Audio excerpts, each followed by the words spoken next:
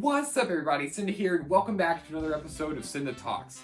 So a few months ago I was watching TV, and they aired a commercial for Super Mario 3D All-Stars with Super Mario 64. And I was like, wow, how cool is that? They're airing a commercial for a game that was released in 1996 in 2020. I thought that was really interesting. So does this game hold up on Wii/Wii U/DS/technically 3DS/Switch? Let's find out.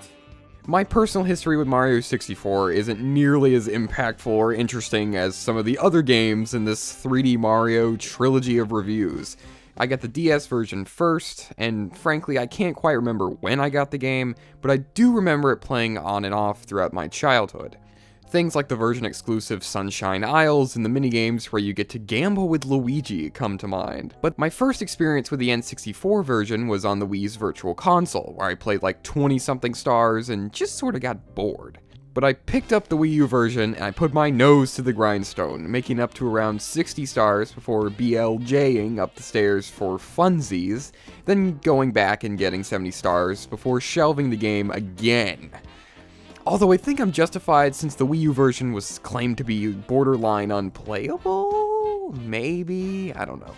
Now I'm up to about 90-ish stars with 3D All-Stars. So, is this game the definitive 3D Mario experience, or is it just 64%? Let's find out. It's me, Mario!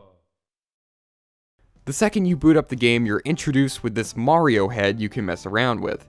Now this is actually kind of interesting since it shows the real-time graphical potential of the Nintendo 64. But anyways, outside of Peach's Castle is the first area of the game, and man is it cool. It just kind of works as 64's thesis statement. You can go pretty much wherever you want to go, plus there are some probably unintentional techniques you can do to get on top of the castle roof early. But the main goal is to enter the castle, where Mario is greeted by Bowser telling him to leave. Ignoring that warning, Mario charges forward into the only accessible area, Bob-Omb Battlefield. This could be the best level in the game because it really capitalizes on what makes 64 a good game, but we'll analyze level design later. This area looks so great. In the DS version, the beautiful green grass is washed out and made more of a yellow-green, and the Wii U version destroys the brightness, making everything look more gray. But thank goodness the 3D All-Stars version has visuals that are comparable to the original N64 version, because that version looks really nice, even now.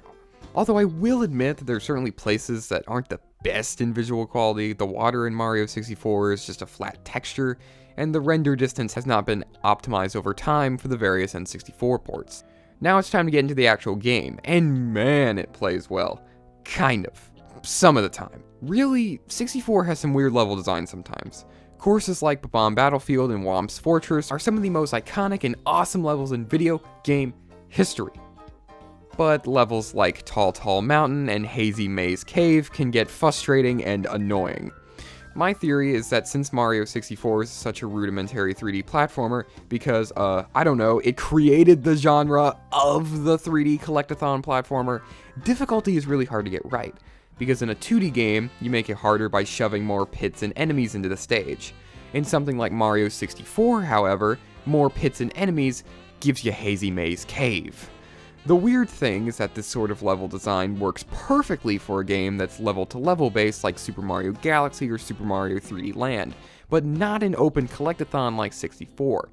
And since 3D control was still a very new thing, this means that some fails feel unfair.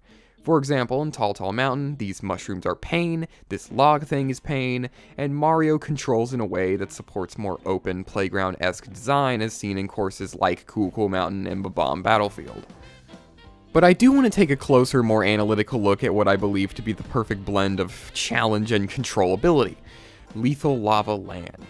This course is a fiery wasteland, and while it isn't the prettiest visual-wise or really music-wise either, we're just talking about level design here. Since there's lava everywhere, this means that every step is potentially dangerous, which means it would be helpful to utilize the new feature in Mario 64, the camera, to reposition Mario and make sure he doesn't fall.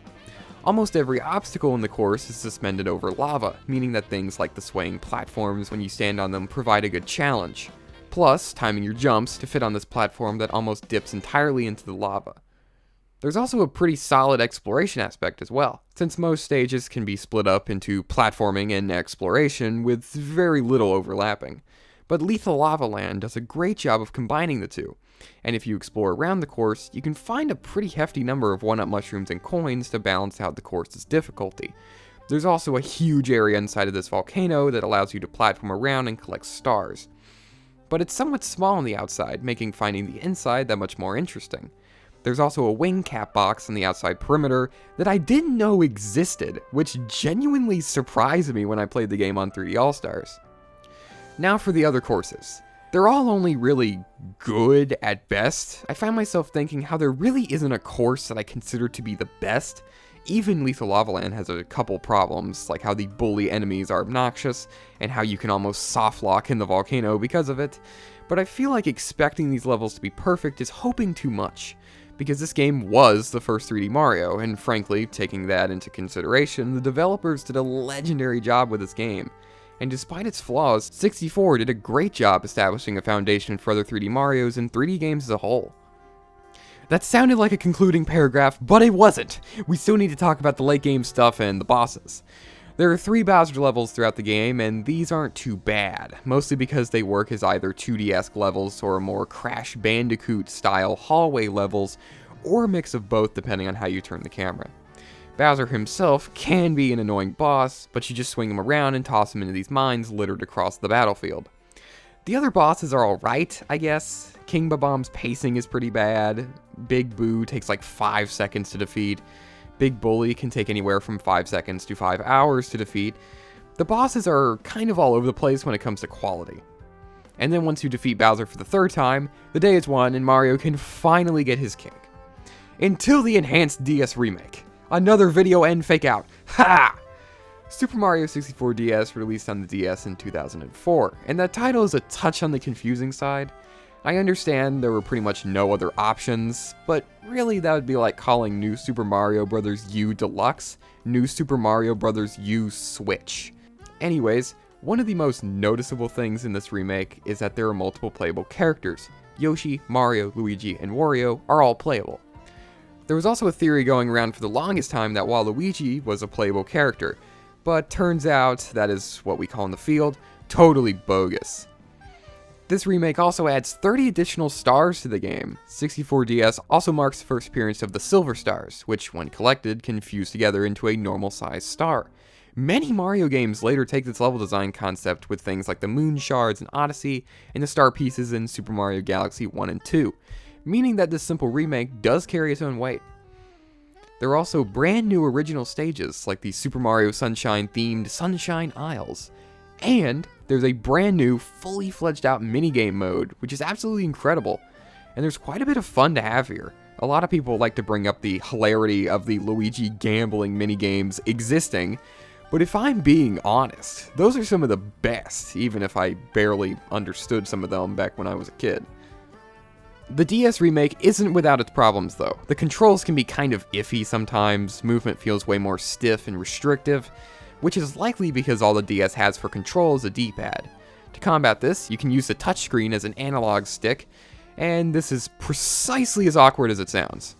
Evidently, there was once a thing called the thumb pad, and it would allow for easier movement, but every time I tried using my probably third-party one, it felt really weird, and no matter how I put it on my thumb, it always felt strange compared to just using the D-pad or the 3DS circle pad. The graphical changes are also very apparent, with nicer looking 3D models and cleaned up texture work. But why is the grass in Bob-Omb Battlefield this gross yellowish color? So which version is better?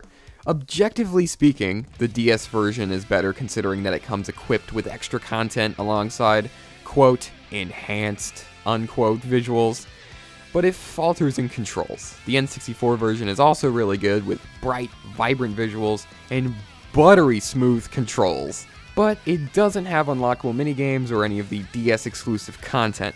Really, it's up to personal opinion on which version is definitive. So that's Super Mario 64, a legendary game that defined an era.